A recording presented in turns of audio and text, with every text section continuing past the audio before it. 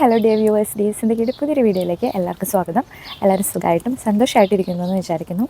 ഞാനിവിടെ നന്നായിട്ടിരിക്കുന്നുണ്ട് കേട്ടോ. വീഡിയോയിലേക്ക് കിടക്കുന്നതിന് മുന്നേ നമ്മുടെ ചാനൽ ആരെങ്കിലും സബ്സ്ക്രൈബ് ചെയ്യാതെ വീഡിയോസ് കാണുന്നുണ്ടെങ്കിൽ പറ്റുമെങ്കിൽ മറ്റു വീഡിയോസൊക്കെ എടുത്ത് നോക്കിയിട്ട് നമ്മുടെ ചാനലൊന്ന് സബ്സ്ക്രൈബ് ചെയ്യുക. നിങ്ങൾക്ക് എന്തെങ്കിലും ചോദിക്കാനും പറയാനും ഒക്കെ ഉണ്ടെങ്കിൽ കമൻറ്റ് ചെയ്യുക. പിന്നെന്താണ്, വീഡിയോ തുടങ്ങുന്നതിന് മുന്നേ ഒന്ന് ലൈക്ക് ചെയ്യുക കേട്ടോ. അപ്പോൾ നമുക്ക് വീഡിയോയിലേക്ക് കിടക്കാം. ഒരു കഥയിൽ നിന്ന് തുടങ്ങാം കേട്ടോ.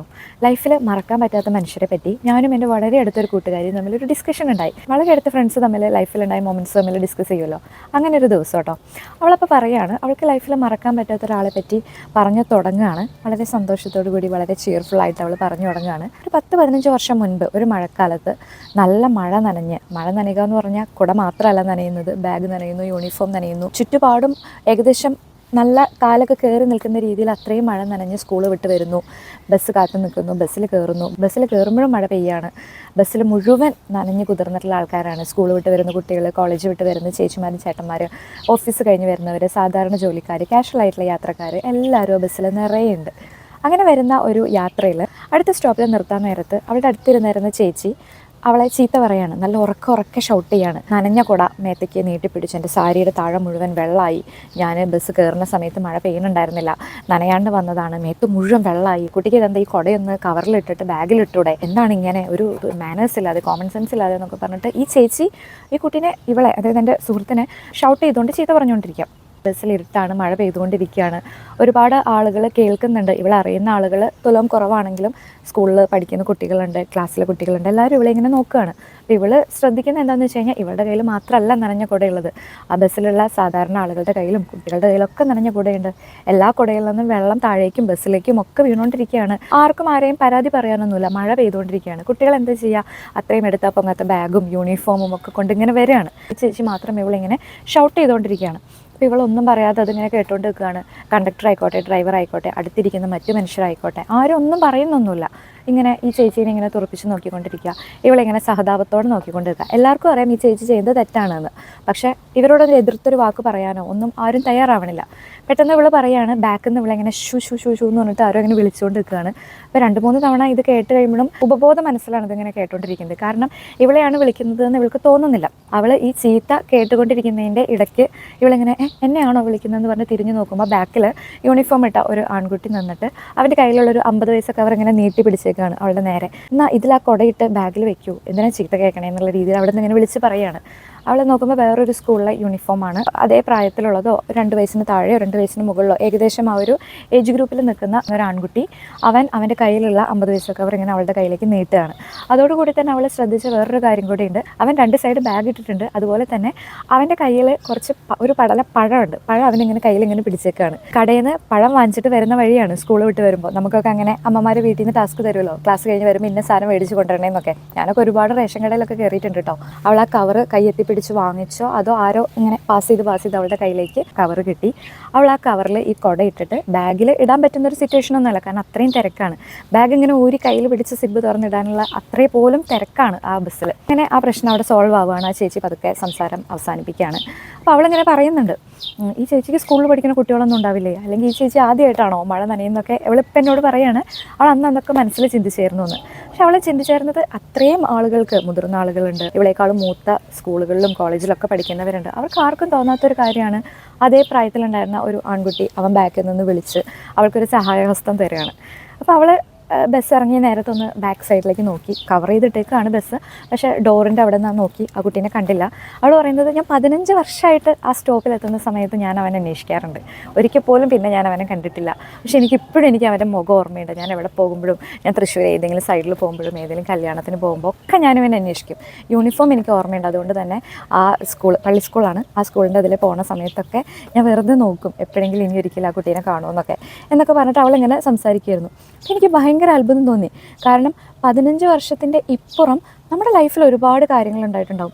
ഈ നനഞ്ഞ കുട ഇടാൻ ഒരാൾ കവർ തരുന്നതിനേക്കാൾ വലിയ സഹായഹസ്തങ്ങൾ ചിലപ്പോൾ നമുക്ക് ഈ 15 വർഷത്തിൻ്റെ ഉള്ളിൽ കിട്ടിക്കാണും. നമുക്ക് ഒരുപാട് ക്രൂഷ്യൽ മൊമെൻറ്റ്സ് നമ്മൾ പാസ് ചെയ്ത് പോകുന്ന സമയത്ത്, ഫേസ് ചെയ്ത് പോകുന്ന സമയത്ത് നമ്മുടെ കൂടെ നിന്ന് മനുഷ്യന്മാരൊക്കെ ഉണ്ടാവും. അവരെയൊക്കെ ഓർത്ത് വെക്കുന്നതിൻ്റെ മേലെ അവൾ ഈ 15 വർഷം മുന്നത്തെ ഒരു കവർ തന്ന വ്യക്തിനെ ഓർത്ത് വെക്കണമെങ്കിൽ അവളപ്പോൾ ആ ഒരു മൊമെൻറ്റിൽ, ആ ഒരു 2-3 മിനിറ്റ് ആ ബസ്സിൽ അവൾ അനുഭവിച്ച ആ ഒരു ഹ്യൂമിലിയേഷൻ എത്രത്തോളമായിരിക്കും എനിക്ക് ഊഹിക്കാൻ പറ്റും. അതുപോലെ തന്നെ എനിക്ക് അവളോട് ഭയങ്കര റെസ്പെക്റ്റും ഭയങ്കര ഒരു ബഹുമാനവും എന്തൊക്കെയോ ഒരു പറഞ്ഞറിയിക്കാൻ പറ്റാത്തൊരു ഫീലിങ്സ് ഒക്കെ തോന്നിയിട്ടോ. പാർവതിയുടെ ഉയരെ എന്ന് പറഞ്ഞ മൂവി നമ്മളെല്ലാവരും കണ്ടതാണ്. 2019 റിലീസായിട്ടുള്ള മൂവി. ടോക്സിക് റിലേഷൻഷിപ്പിനെ പറ്റിയും ടോക്സിക് പാർട്ട്ണർഷിപ്പിനെ പറ്റിയൊക്കെ ഒരുപാട് ഡിസ്കഷൻസ് വന്നു അതിനുശേഷം അല്ലേ. ആ മൂവിയിൽ പാർവതി സിദ്ദിഖിൻ്റെ അടുത്ത്, അതായത് മോള് അച്ഛൻ്റെ അടുത്ത് പറയുന്ന ഒരു കോൺവെർസേഷൻ ഉണ്ട്, ഒരു രംഗമുണ്ട്. എന്തുകൊണ്ടാണ് ഗോവിന്ദനെ ഇത്രയധികം പ്രിയപ്പെട്ടവനാക്കുന്നതെന്ന്. സ്കൂളിൽ പഠിക്കുന്ന സമയത്ത് ഹോസ്റ്റലിൽ നിന്ന സമയത്ത് ഒരു ദിവസം ബെഡിൽ യൂറിനേറ്റ് ചെയ്തു. ഹോസ്റ്റലിലായതുകൊണ്ട് തന്നെ അത് സ്കൂൾ മുഴുവൻ പാട്ടായി, എല്ലാവരും കളിയാക്കുന്നു, ടീച്ചേഴ്സ് ഉൾപ്പെടെ കുട്ടികൾ ഉൾപ്പെടെ എല്ലാവരും കളിയാക്കുന്നു. എന്ത് ചെയ്യണം, എന്ത് പറയണം, ഫേസ് ചെയ്യാൻ പറ്റാത്ത ഒരു സിറ്റുവേഷനിൽ എവിടെ നിന്നോ വന്ന വേറെ ഏതൊരു ക്ലാസ്സിലെയോ വേറെ ഒരു ഡിവിഷനിലെയോ ഒക്കെ ഒരു കുട്ടിയാണ് ഈ ഗോവിന്ദ് എന്ന് പറയുന്നത്. ഗോവിന്ദ് അന്ന് ഈ ചെറിയ പല്ലവി കുഞ്ഞു കുട്ടിയോട്, ഈ കുട്ടി പല്ലവിയോട് അങ്ങനെ സംസാരിക്കുകയാണ്. മറ്റുള്ളവർ സംസാരിച്ച പോലെയല്ല, കളിയാക്കാതെ സാധാരണ പോലെ സംസാരിക്കുകയാണ്. ആ ഒരു മൊമെൻ്റ് അല്ലെങ്കിൽ ആ ഒരു ഓർത്ത് വെക്കൽ, ആ ഒരു സിറ്റുവേഷനിൽ അവൾക്ക് കിട്ടിയ ഒരു സപ്പോർട്ടാണ് വർഷങ്ങൾക്കിപ്പുറം അവൻ എത്ര ടോക്സിക് ആണെങ്കിലും അവൻ എത്ര മോശം വ്യക്തിയാണെങ്കിലും അവനെ അവളോട് ചേർത്ത് നിർത്തുന്നത് ആ ഒരു സന്ദർഭമാണ്. നമുക്ക് ഈ നല്ല മൊമെൻറ്റ്സ് വരുന്ന സമയത്ത്, ജീവിതത്തിൽ സന്തോഷങ്ങളൊക്കെ വരുന്ന സമയത്ത് നമ്മുടെ കൂടെ ഒരുപാട് വ്യക്തികളുണ്ടായിരിക്കും അല്ലേ. എനിക്ക് പേഴ്സണലി അങ്ങനെ തോന്നിയിട്ടുണ്ട്. നമുക്ക് മോശം സമയങ്ങൾ ഉണ്ടാവുന്നതിനേക്കാൾ കൂടുതൽ നമുക്ക് നല്ല സമയങ്ങൾ വരുമ്പോഴാണ് ആളുകൾ നമ്മുടെ കൂടെ നിൽക്കുന്നതെന്ന്. കാരണം നല്ല ഒരു സമയമാണ്. ആ സമയത്ത് അവർക്ക് നമ്മുടെ സഹായം ആവശ്യമില്ല. നമ്മൾ വെറുതെ ചിരിച്ചു നിന്നാൽ മതി, കൺഗ്രാജുലേറ്റ് പറഞ്ഞാൽ മതി, അങ്ങനെയൊക്കെ ചെയ്താൽ മതി. മോശം സമയത്താണെങ്കിൽ അങ്ങനെയല്ല, നമ്മളവരെ mentally, physically, may be financially ഒക്കെ നമ്മളവരെ സപ്പോർട്ട് ചെയ്യേണ്ടി വരും. അപ്പോൾ അതൊരു വലിയ ടാസ്ക്കാണ്. ആ സമയത്ത് കൂടെ നിൽക്കുക എന്ന് പറഞ്ഞു കഴിഞ്ഞാൽ അത് മേ ബി ഒരു അൺഫോർഗറ്റബിൾ തിങ്ങിലേക്ക് പോകേണ്ട ഒരു കാര്യമാണ്. എൻ്റെ മോശം സമയത്ത്, ഞാൻ കരഞ്ഞിരുന്ന സമയത്ത്, ആൾക്കൂട്ട വിചാരണയ്ക്ക് വിധേയയായ സമയത്തൊക്കെ എൻ്റെ കൂടെ കുഴപ്പമൊന്നുമില്ലടി, ഇത് പാസ് ചെയ്ത് നമ്മൾ പോകും, ഇത് കടന്നു നമ്മൾ പോകും, നീയാണ് ശരി, എന്തും ഫേസ് ചെയ്യാനുള്ള ധൈര്യം നിനക്കുണ്ട്, മുന്നോട്ട് പോ, ഞങ്ങളൊക്കെ ഉണ്ട്, എന്ത് സഹായം വേണമെങ്കിലും ചോദിക്കാമെന്ന് പറഞ്ഞ് ഡേ ആൻഡ് നൈറ്റ് എൻ്റെ കൂടെ നിന്ന് വളരെ കുറച്ച് മനുഷ്യന്മാരുണ്ട്. അവരെയാണ് ഞാൻ ഇന്നും ഓർമ്മിക്കുന്നത്. നല്ല സമയം വന്നപ്പോൾ കൂടെ നിൽക്കുന്ന ഒരുപാട് മനുഷ്യന്മാരുണ്ട്, ഇപ്പോഴും ഉണ്ട്. സന്തോഷങ്ങളിൽ ഒന്നിച്ച് ചിരിക്കാനും ഒന്നിച്ച് എല്ലാ മൊമെൻറ്റ്സും ഷെയർ ചെയ്യാനും ഇപ്പോൾ ഒരുപാട് വ്യക്തികളുണ്ട്. പക്ഷേ ഞാനിപ്പോഴും ഓർത്ത് വയ്ക്കുന്നത് വളരെ എൻ്റെ ഈ ഇത്രയും നിൽക്കുന്ന ഒരു പിടി മനുഷ്യന്മാരുണ്ട്. അവരെയാണ് ഞാൻ ഓർത്ത് വയ്ക്കുന്നത്.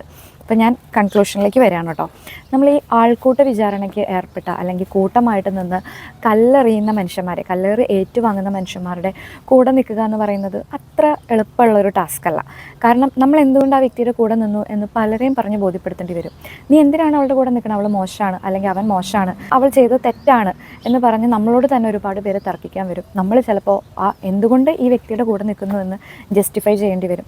പക്ഷേ ഇതിൻ്റെ എല്ലാം അപ്പുറം ആ ഒരു ഒറ്റ ആളുടെ കൂടെ നിൽക്കുന്നു എന്ന പേരിൽ അല്ലെങ്കിൽ കൂടെ നിന്നു എന്ന പേരിൽ ലൈഫ് ലോങ് ഓർമ്മിക്കപ്പെടുക എന്ന് പറയുന്ന ആ ഒരു ഭാഗ്യം വളരെ കുറച്ച് ആളുകൾക്ക് കിട്ടിയിട്ടുണ്ടാവുള്ളൂ. അങ്ങനെ കിട്ടിയിട്ടുണ്ട് എന്നുള്ളൊരു ബ്ലെസ്സിങ്ങിൻ്റെ പുറത്താണ് ഞാനിത് പറയുന്നത്. അതേപോലെ എൻ്റെ മനസ്സിൽ അങ്ങനെ ഒരുപിടി ആളുകളുണ്ട് എന്നുള്ളൊരു ബ്ലെസ്സിങ്സിൻ്റെ പുറത്താണ് ഞാൻ പറയുന്നത്. അതൊരു ചെറിയ കാര്യമല്ല കേട്ടോ, അതൊരു വലിയ കാര്യം തന്നെയാണ്. അങ്ങനെ ആരുമില്ലാതെ ആയിപ്പോയ ആളുകളുടെ ആ ഒരാളാവാൻ ശ്രമിക്കുക കേട്ടോ. അത് ഭയങ്കര അൺഫോർഗറ്റബിൾ ഒരു ഫീലിങ്സ് തരുന്നൊരു കാര്യമാണ്. നമ്മളും അവരും മേ ബി ലൈഫ് ലോങ് ഓർത്ത് വയ്ക്കുന്ന ഒരു കാര്യമാണ്. എപ്പോഴും ഞാൻ പറയുന്ന പോലെ അപ്രീസിയേഷൻസും ആളുകളുടെ മനസ്സിൽ ഓർത്തിരിക്കുക എന്ന് പറയുന്നതൊക്കെ ഈ പറയുന്ന പോലെ മേ ബി എല്ലാവർക്കും താല്പര്യമുള്ള കാര്യമായിരിക്കില്ല. അപ്പം നമുക്കറിയില്ല മറ്റൊരാളുടെ മനസ്സിൽ നമ്മളുടെ ഒരു ഫേസ് എങ്ങനെയാണ്, നമ്മളുടെ മെമ്മറീസ് എങ്ങനെയാണെന്ന്.